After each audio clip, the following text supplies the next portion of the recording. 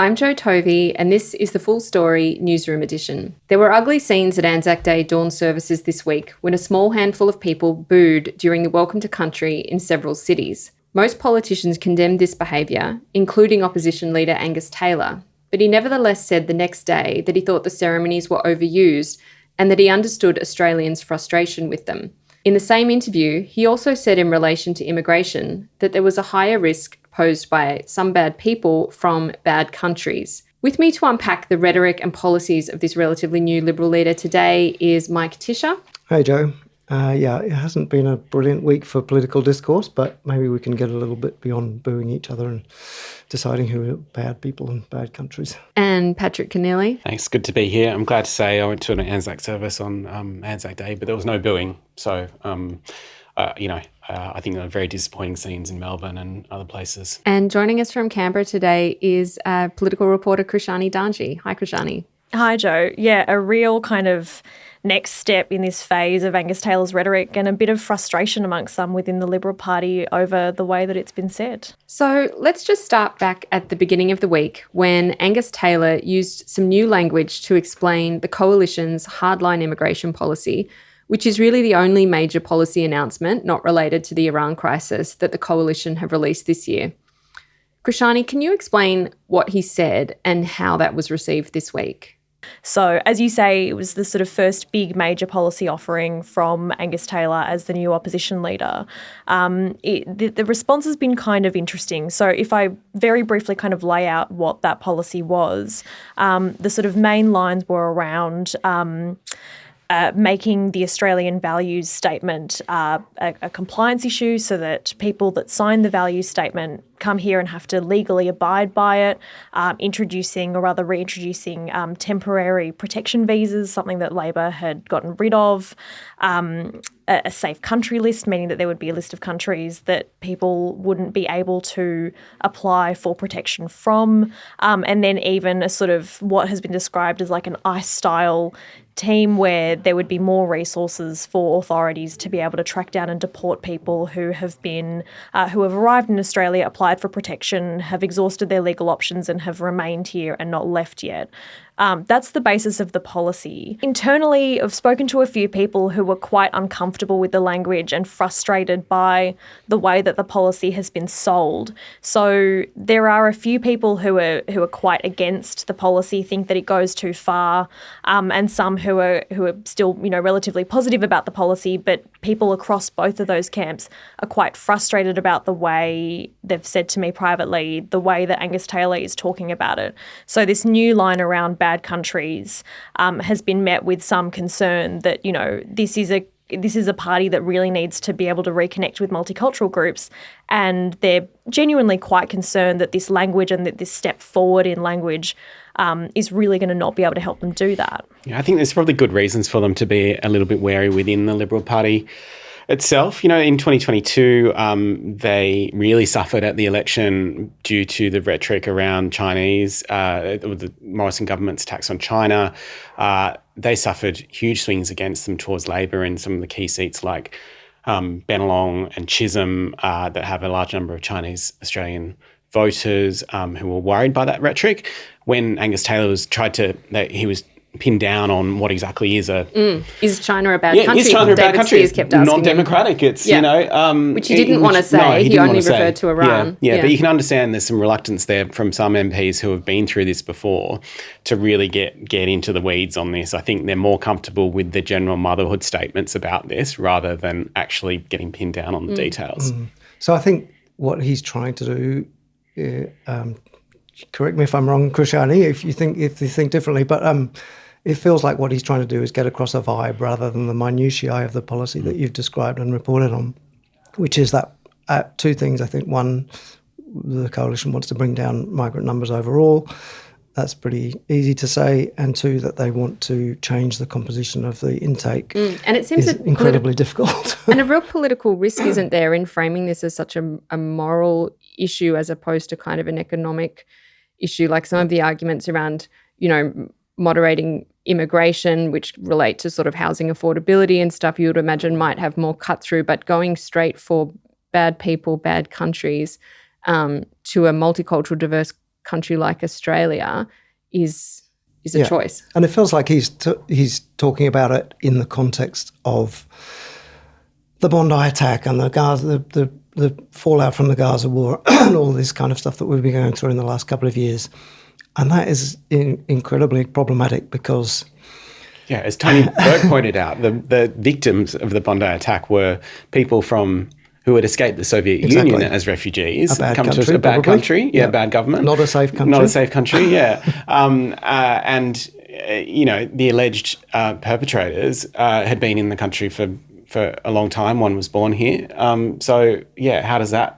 Yeah, and as we've seen, there are many perpetrators of outrages in this country, like we've been through William Beeler and Paul Punker, where we just had the perpetrators anniversary of Port Arthur. Port Arthur, exactly, where the perpetrators, we're perfectly capable of raising, quotes, bad people who do terrible things, who are not migrants. Before we continue, I want to just talk about another event that shaped this week and the way Angus Taylor talked about it, and that's the booing of the Anzac Day dawn services.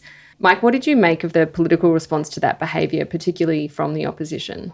Yeah, so they kind of went down the line that Peter Dutton had previously, where he said, he's talked about these ceremonies being, quotes, overused. Angus Taylor said that similar language to Dutton, that in some cases these are overused. It felt like that was a sort of... He's trying to say two things at once, basically, trying to not to endorse booing at an Anzac Day service, which is clearly a terrible thing, and I think most people were pretty outraged by that. It's like a classic culture war issue. It's not something that goes to people's everyday, economic life, their work life, their struggle to get affordable housing, none of those things which we're told are the things that really engage people. It's a culture war thing which talks to some people's insecurities and concerns, but I think probably not all that many people. It's kind of a sky after dark issue, which, as we saw in the last election, did not play that well for the coalition. But again, the Chasing One Nation, this is how they're responding, I think. Yeah, I agree with Mike. I think they were trying to have two bob each way on this. But the thing I find really disappointing is that I think Anzac Day has become a much more unified public holiday in a way than, it's got its own issues with the glorification of war or, depending on whose point of view you take. But broadly, it's become a much more kind of serious, sombre national day than Australia Day, which has, associated problems with it. And so I found it very disappointing that this is what had, become the sole talking point about the day was about welcome to countries and whether they should be part of the Anzac Day services, whereas this is something which had previously not been an issue, and I feel like the opposition could have been a lot stronger. To the government's credit, they got out, I think, and were willing to defend it and back it up, and Indigenous leaders as well came out talking about why it was important, but I thought it was very disappointing on what has otherwise been, a fairly sombre and unifying day for Australians. I think it's worth pointing out that this isn't sort of some organic movement of Australians booing in huge numbers across the country. We know last year the booing that occurred last year was a stunt by members of a neo-Nazi group. We know this year that there were sort of anti-immigration pages on Facebook that were asking people, how loud will you boo? This is a very particular small group of far-right agitators who've been pushing this online. And for this to then with the explicit goal of sort of sowing racial discord in Australia, which is then, kicking off a very mainstream debate. I mean, I just find that quite extraordinary. I think that's true that it was a small minority and to the credit of the people at the events, there was a lot of clapping and support. Yeah. But when those things are not unequivocally condemned by the politicians, obviously that gives encouragement to people who share those views and want to perpetrate them. And it was an extraordinary article by Peter Credlin in The Australian on Thursday saying she was booing inside along with those people. That's the response I think that the people who started those campaigns were kind of looking for, that makes those actions or those views more acceptable in the mainstream. Just moving back to what Angus Taylor said as well for a moment, and the comparison between what he said, basically copying what Peter Dutton said, before the last election. This comes just a couple months after the Liberal Review was released, that said that these things don't work. and that we should, try to move past this culture wars. And they had comments from people within the Liberal Party lamenting that the Liberal Party was running out of people to offend at this point. And it goes to both the migration issue and the culture wars and the acknowledgement of country, that it's just not really a path towards the centre where you're going to be able to win back the majority of people, because, as you said before, it's not really a kitchen table bread and butter issue for people. People are focused right now on the cost of living, the fuel crisis. It's not exactly winning the majority of votes. It's something that they were explicitly warned not to do, and it seems like they're just kind of ignoring all of this advice. And a lot of the language around this and around migration as well feels very Trump-like, which again was just, there was an explicit warning in the in the Liberal Review to avoid that and to try and separate the party, because the Australian people do not like Donald Trump, and we are suffering from Donald Trump's actions. So again, just feels like a strange pathway for Angus Taylor to go down just months after he's received this, big fat warning to not do that. There was that line in the Liberal Party review about Peter Dutton being an unattractive candidate. And I don't think they meant physically unattractive, but they meant he was unattractive to voters because he spoke about these culture war issues more than he spoke about bread and butter issues. And it reminds me, and I think that people find that unappealing. And I think Angus Taylor is in a similar danger if he continues to talk about culture war issues and prosecute, immigration policy, draconian immigration policies. And it reminds me of when David Cameron in the UK, the leader of the Conservatives there, warned that they were at risk of being seen as the nasty party, because if you spend all your time talking about these issues about cracking down on immigrants, that's what people assume. That's where you get to with the vast majority of Australians who are pretty much widely supportive of multiculturalism and somewhere in the middle in the centre ground politically. So I think there's a risk for the coalition here. I want to talk a bit here about the strategy, like what is going on here. Is this all about chasing the One Nation vote and stemming the tide of voters that the coalition is bleeding to their right? Or is this just a reflection of where the Conservative parties are in 2026 on issues of race and immigration? I think there's a few kind of pull factors within the Liberal Party and the broader coalition at the moment. You've got this sort of subsection of the old right, which Angus Taylor is a part of, and so they've got very different views on like economics and all those sorts of things. Then you've also kind of got the moderates who are sitting on the side, who also kind of split between the old right and the new right, but there's not a lot of them. And so previously, where you would have a very large centre within the Liberal Party and some moderates and some, members of the further right within the one party, and it was a sort of broader spectrum, it feels like it's a little bit more concentrated at this point towards the right. And it does feel like they are chasing One Nation. That seems to be very much the focus at the moment. A few people will tell you that they've sort of given up or aren't really thinking as much about winning back the teal seats and sort of cut their losses. I think there are a lot of people within the party that would still want to do that, but the strategy at the moment seems to be very much focused on chasing One Nation and trying to kind of beat them at their own game, which is very difficult to do because Pauline Hanson, being the way that she is, says things that are a lot more outrageous than what Angus Taylor could ever really palatably do. So David Spears wrote on the ABC this week about this, talking about how this was kind of a Farah-specific strategy, or a sort of that it was particularly aimed at the by-election for the moment, and it was aimed at people who are tempted by One Nation at the moment because the by-election campaign is on. But how risky this is, because obviously they can't sort of wall that off from everyone's listening, right? There's the voters in the inner cities, and not just the inner cities, but also those middle ring seats that they lost, not to the Teals, but mostly to Labor at the last election. They're all listening. You can't just talk to the people in Farah or in regional and rural areas. And also it's not working. Yeah. Like they're at risk of, they feel like, so this is particularly on the preferencing decision to preference One Nation above the rural independent candidate, Michelle Milthorpe. And his argument was, or he's interpreting their logic was that they would find it harder to unseat an independent in a rural seat because the history shows that people like Rebecca Sharkey, Helen Haynes, Cathy McGowan before her, Bob Catter as well, once they're in, they're very hard to get rid of in those seats.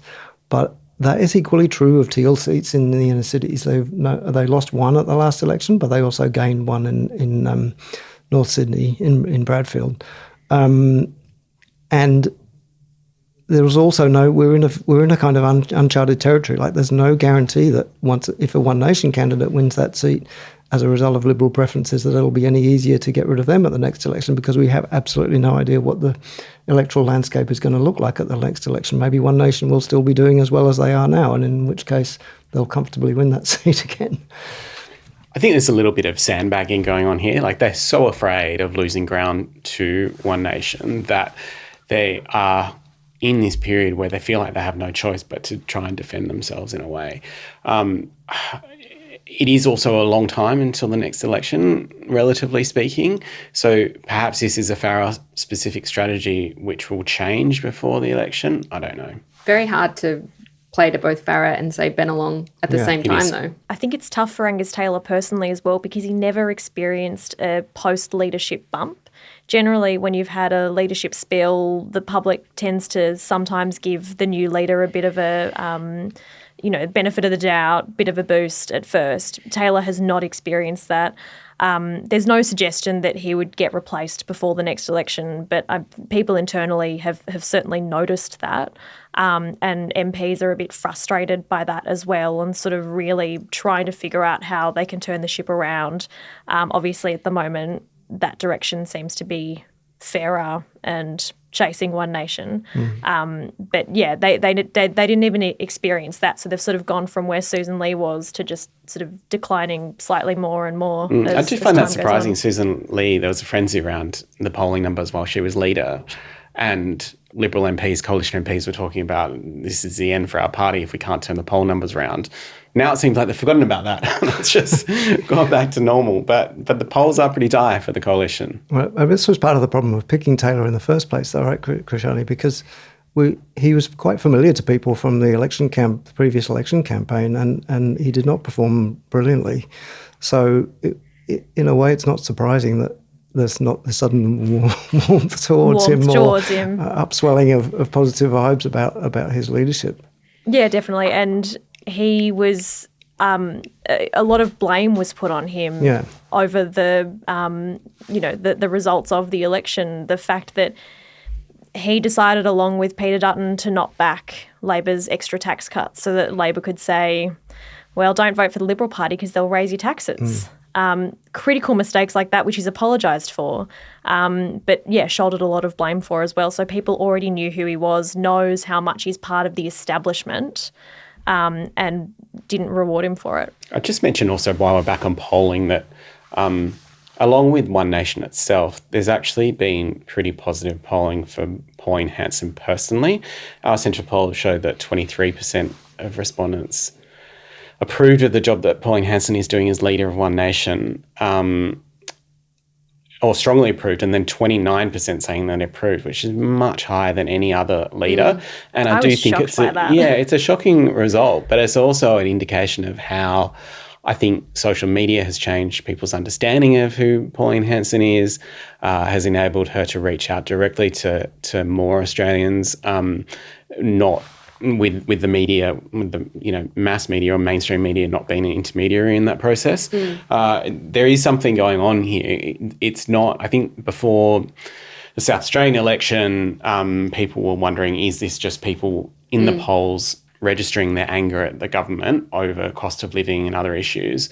But I think it's clear both from the polling over a long period of time, plus what we've seen in South Australia, that there is something going on here. And across all demographics as well, including young people, which does kind of potentially speak to that social media point. I wonder too if that points to something that the coalition doesn't seem to be grasping, which is that it's not just the one nation message. It's her and it's their whole vibe. It's the fact that a lot of people would say she talks more like a normal person. She doesn't talk like a politician. She's very anti-establishment. That sort of just chasing one nation policies is not the kind of secret sauce that's going to get the Liberal Party there. They actually need a kind of a broader overhaul than that. Very anti-establishment while also taking millions of dollars from Australia's richest person for a private plane. And I didn't say it was genuine. I just said that's the image. And yet also she has been talking like a normal person for 30 years and they have never seen polling numbers like this until now. So there's something more going on there than just her personality. It is kind of incredible how long she has been in the political system for, but I think she just has somehow cultivated this image of what you see is what you get, and that she's a straight talker and a straight shooter, and the policies that she talks about are things that she genuinely believes in and things that she would do. And when you watch stories or listen to stories about, vox pops in the seat or around the country, what do you make of Pauline? What do you think about her? Would you vote for her? Yes, because she does what she says that she's going to do. And that is something that neither Angus Taylor nor Anthony Albanese have been able to sort of to match that. Because I think people will say, particularly among the major parties and the establishment, which she's anti-establishment, that politicians tend to lie, or they'll say one thing and then they'll get into power and they'll do something else. She's sort of managed to buck that trend and comes off with authenticity. Been in power. Yeah. I just want to end today just talking about the government's response to all this kind of rhetoric. How have the government dealt with this, and do you think they need to sort of take a stronger stance on where the coalition is going? Yeah, I thought Tony Burke's response to Angus Taylor's comments on immigration were quite strong. He pointed out that he cancelled the visas of people who had been involved in neo-Nazi demonstrations, for example, and they were all from liberal democracies, kind of making the obvious point that bad people can come from all kinds of different countries. I think probably they're mostly happy to stay on the sidelines with this one, but when it comes to a particular event like the booing, they have been pretty unequivocal in condemning it, and there really is nowhere else for them to go on that. But I don't think they want to make it an issue that is in the public, front and centre in the public debate. They would much rather talk about other policies. And that's probably the right thing to do. I think there's a really fine line, both socially and politically, on this that they have to walk along, which is that socially you want to call this behaviour and language out, but you also don't want to give it so much attention that it keeps kind of perpetuating this language, and people in the community take it on, and it continues to divide people and divide communities and sort of perpetuate this really hurtful language. But you can imagine that away from the public statements, they are formulating very careful plans to do two things when it comes to the next election. One is to challenge One Nation on the specifics of their policies, of which there are very few. And the second is to paint the Liberals as opening the way for One Nation, particularly in some of those electorates we've talked about, to say, which the Liberals have, or the coalition generally, have given them the opportunity to do by, for example, preferencing the preference decision in Farah. If that happens at the next federal election as well, there's an obvious line for Labor, which is if you vote Liberal and follow their preferences, then you're opening the way for One Nation to actually win seats and become a much more important player in Australian politics. I thought one other interesting line was just Tony Burke, in the response to the immigration policy, said that there would be a lot of Australians thinking about their parents who didn't necessarily speak great English, but were great Australians, which was a way of sort of speaking directly to multicultural communities and recognising that when you're speaking about migrants, you were talking about a huge proportion of Australian society, that politicians should be talking to them, not just about them, not talking about migration in sort of talking about the sort of halcyon days of the 1950s migration, which is what Angus Taylor does, but speaking to, the big diverse electorate as it exists now. And I think that's part of what's allowed Labor to really dominate in the Australian cities in the last couple of elections, and it's something that the Liberals avoid doing at their peril. I think there's also a fair bit of localised campaigning that the Labor Party is doing. So we've seen, like Jerome Laxale, for example, Gabrielle and Ng in Bennelong and in the seat of Menzies in Melbourne, both very multicultural seats, who took Angus Taylor's initial comments around migration and made these social media videos that went onto Instagram, etc., talking about how Angus Taylor, thinks that people are bad migrants.